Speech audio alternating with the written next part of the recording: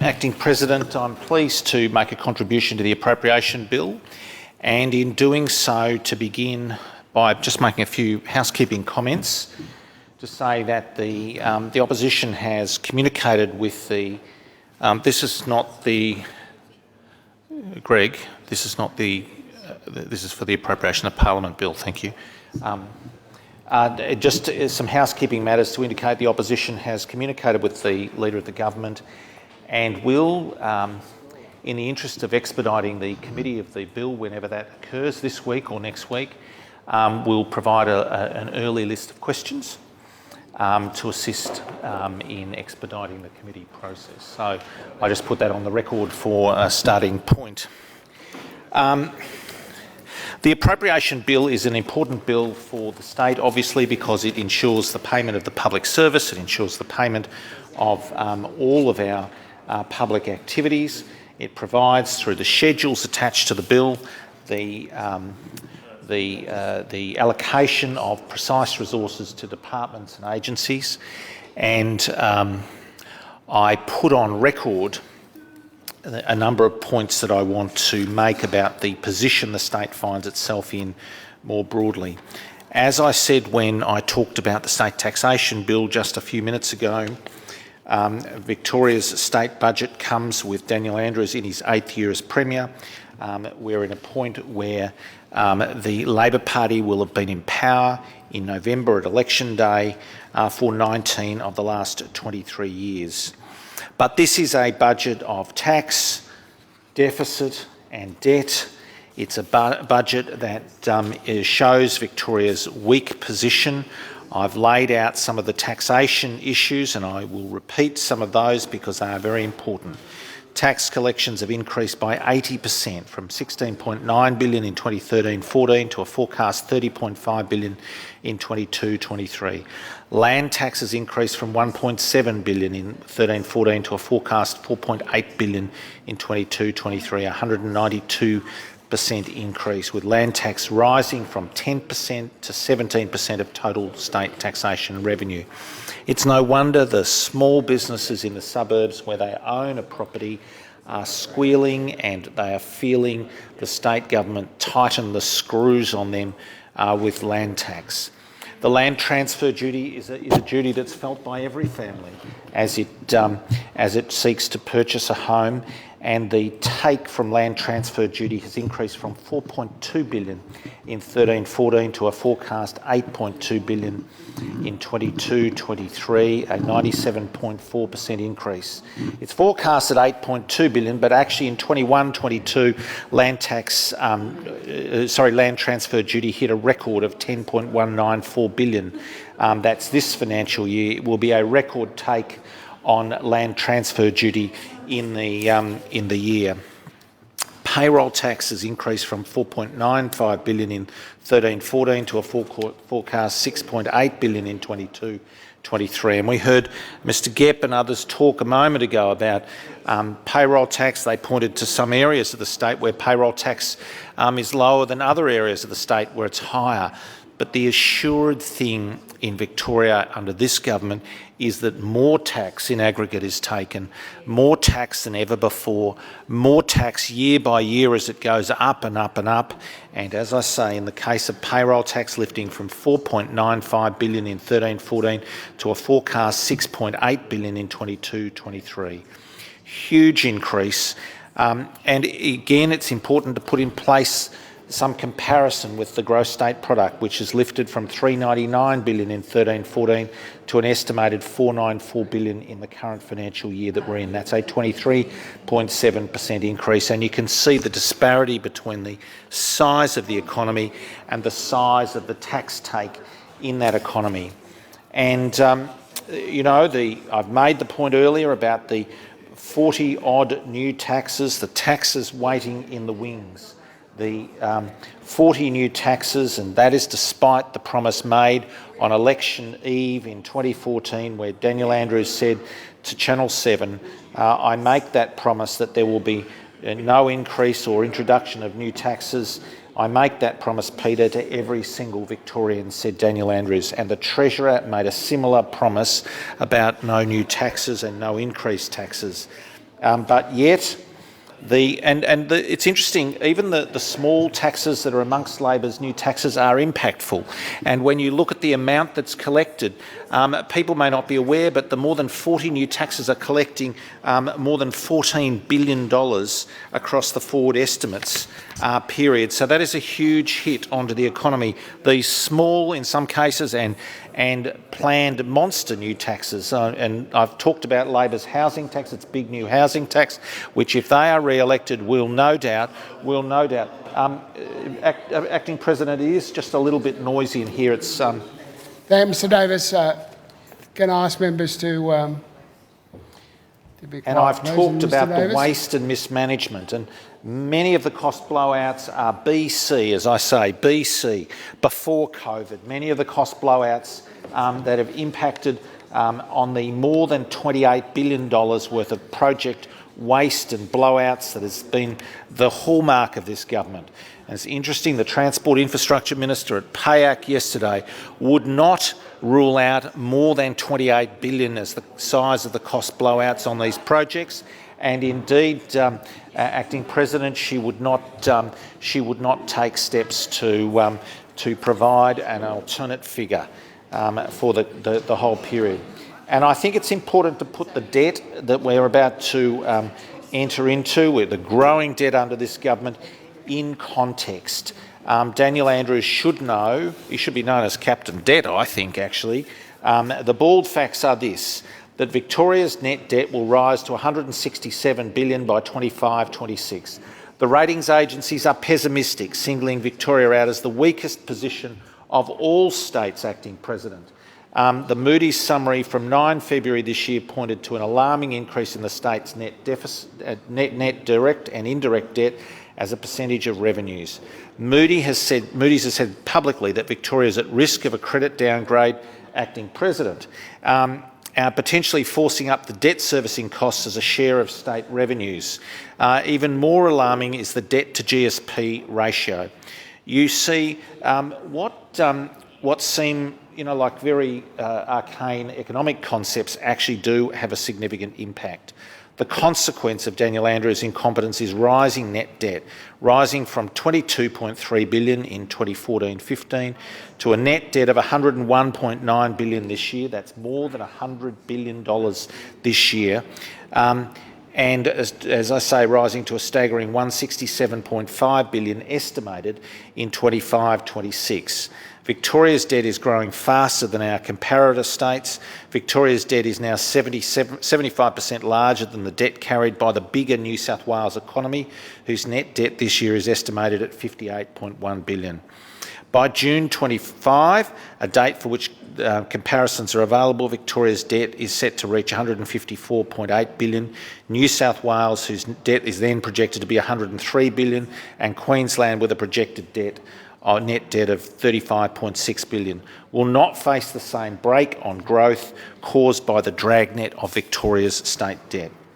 And if you look at this net debt per head of population, each Victorian currently bears a debt of about $15,300, compared with a little over $7,000 for each person in New South Wales.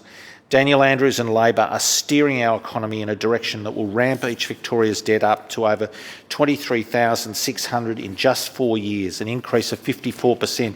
If you accept, and this requires you to accept, Labor's heroic population assumptions.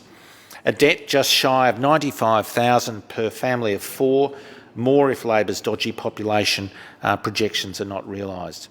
In fact, by 24-25, Victoria's estimated state debt of $54.8 billion will be very close to the combined debts of New South Wales, Queensland and South Australia.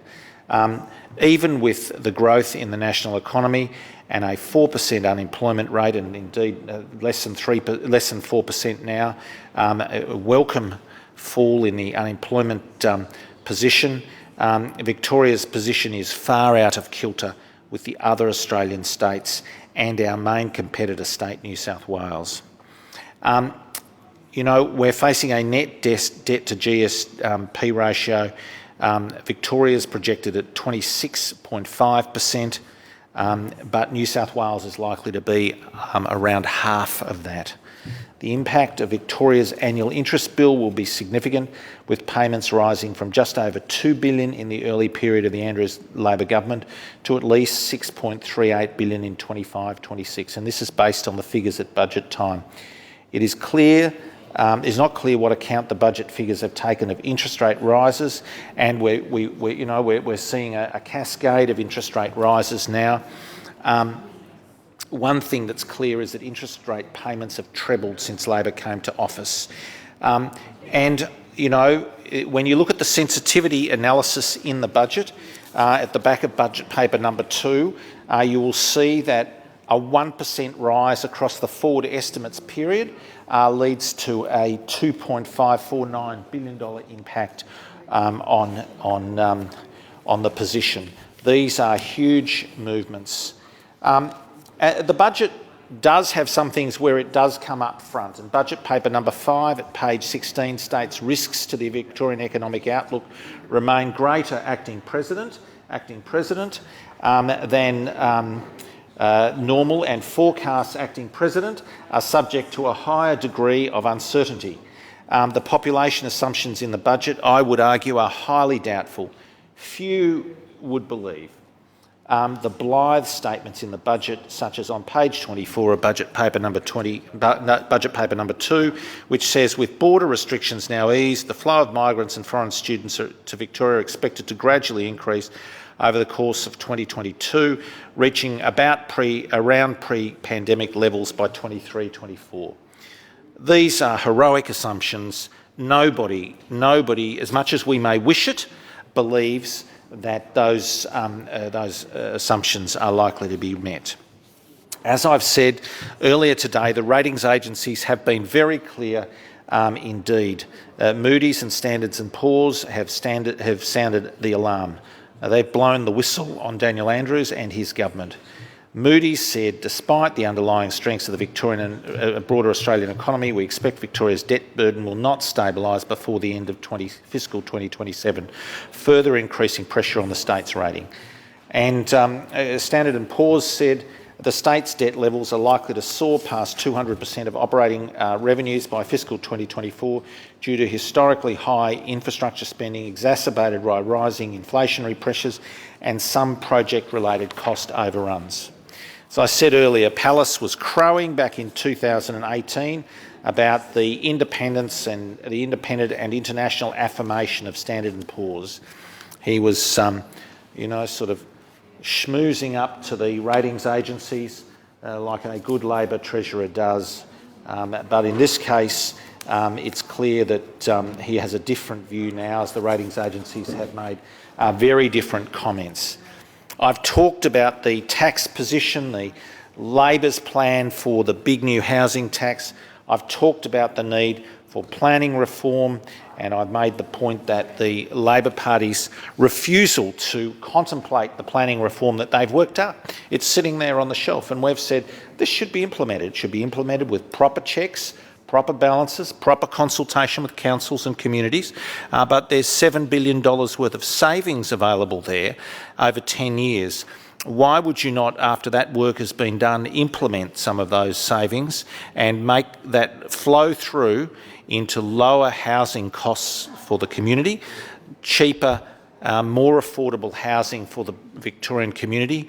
Why on earth would we not be using that work that has been put in place? A lot of contribution from the property sector, but the state government has done some of that work. We think if it's implemented sensitively, proper consultation, carefully with councils, carefully with communities, that the opportunity is there to realise a significant part of those gains and lower the cost of housing in the state. $7 billion over 10 years is not to be sneezed at.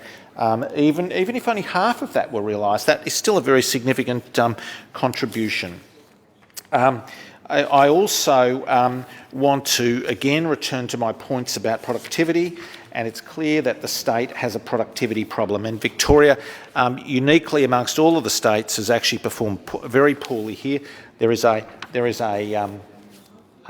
general Australian problem with productivity over a longer period, but Victoria is a laggard, a standout with poor performance productivity. And I laid out those figures earlier in the day at some length, and it is necessary to think about how we can lift the state's productivity. New taxes are not an easy way to do it, or not a good way to do it. New taxes will likely make us less competitive and less able to retain the population we need to drive growth. We need a growth agenda. We actually need to go forward. The Premier recognised that we need growth, and I agree. But at the same time, he has not put in place the settings that will provide that growth long term.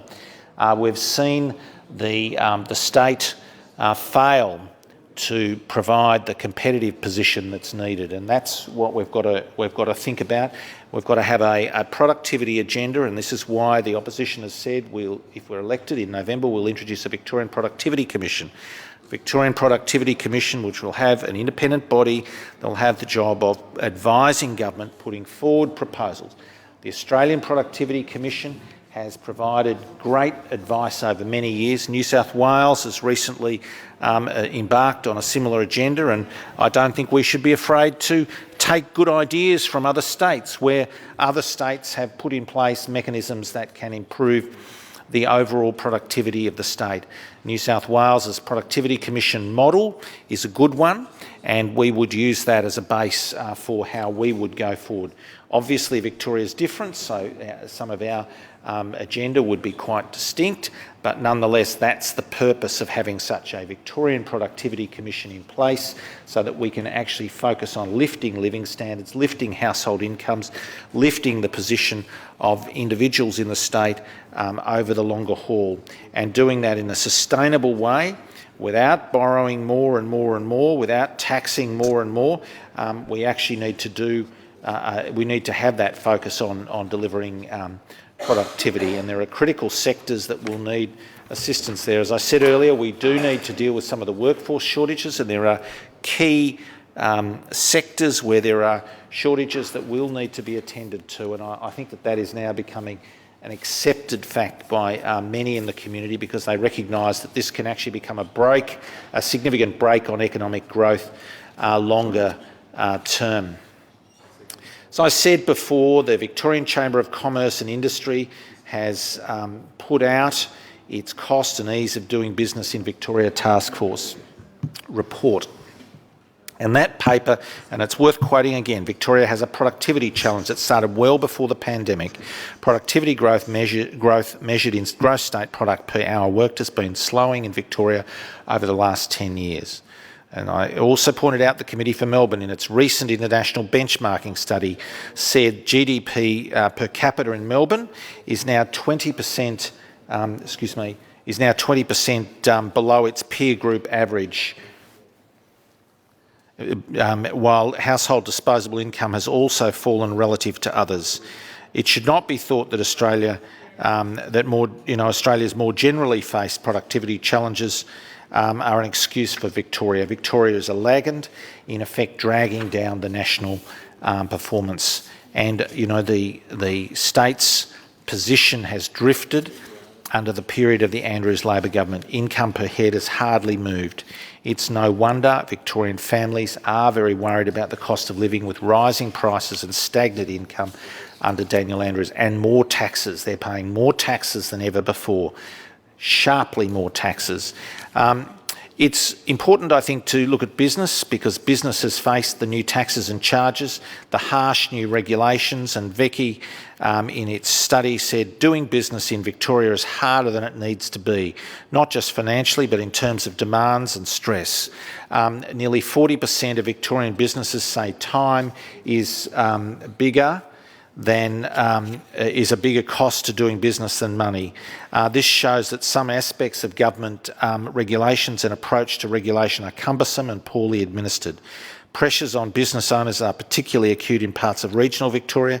Importantly, the most significant costs faced by Victorian businesses were present well before March 2020 and are likely to persist well beyond the COVID-19 recovery.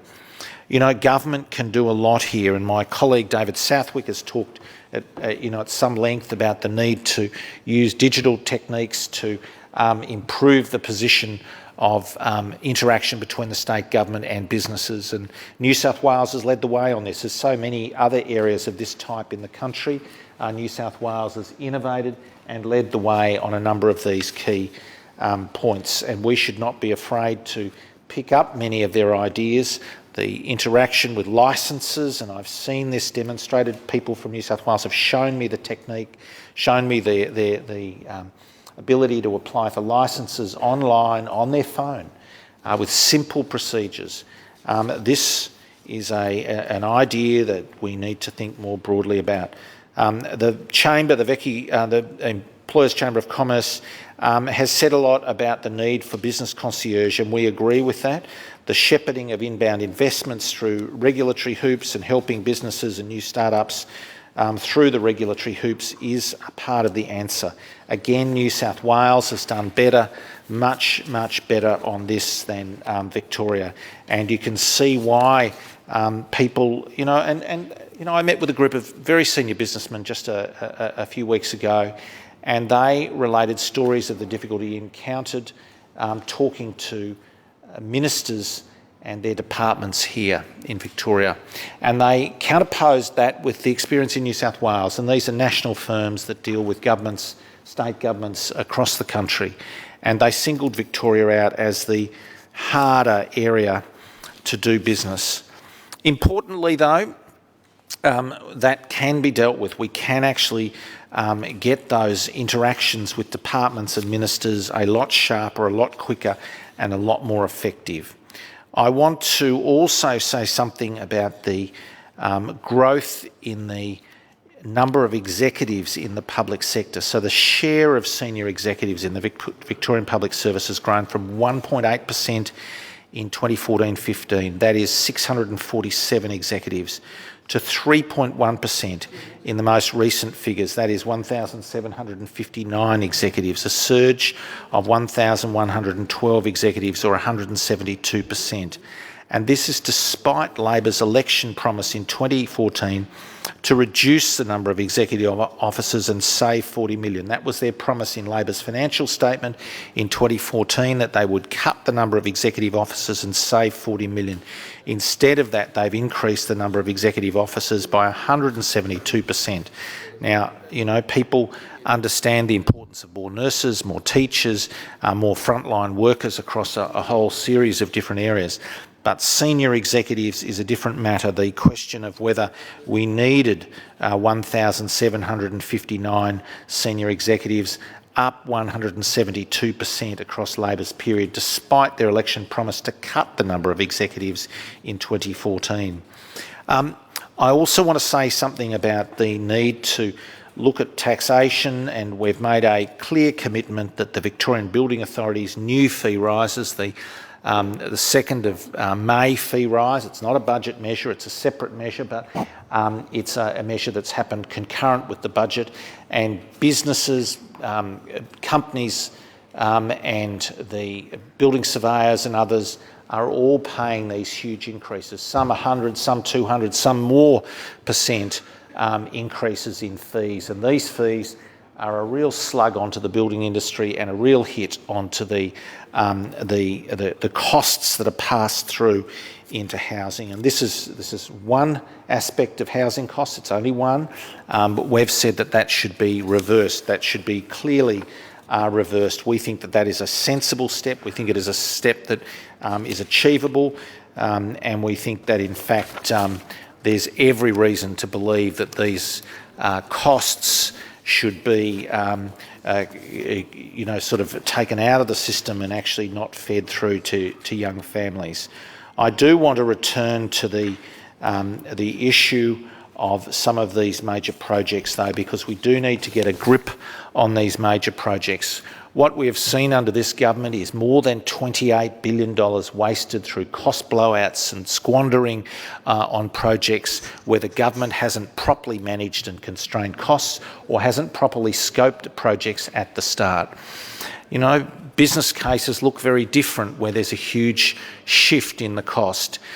We've seen with the Westgate Tunnel, originally promised as a $500 million project in opposition, became a $5 billion project, is now up over $10 billion. Well, whatever business case was in operation there is blown out of the water by the mismanagement and the additional costs that the government has allowed to occur. Those costs are being paid for by taxpayers. They are also being paid for by toll payers. Every day they pay more and more and more as these costs are jacked up by the state government, these huge costs. We say that there needs to be proper measures to constrain these costs. There needs to be a proper audit of these projects. Why is it, Acting President, that the state government will not release the costs of the completed level crossing projects? I can understand when a project is in operation, they might say it's commercial in confidence, but when a project is finished, done and dusted, there is now more than 60 crossings removed, and yet the government will not release the costs of those crossings. They know the cost. I'll tell you why, Acting President. They won't release the costs because the costs are hugely greater than they estimated. They have massively blown out, and taxpayers are paying for this in a whole range of ways. The same is true across a wide range of other projects, the metro, and we could go on. Good projects that have been, in some cases, mismanaged, in other cases poorly scoped, in some cases both. The opposition has called for a Public Works Committee, the reinvigoration of the concept of a Public Works Committee. This Parliament used to have a Public Works Committee back in the 70s and into the 80s.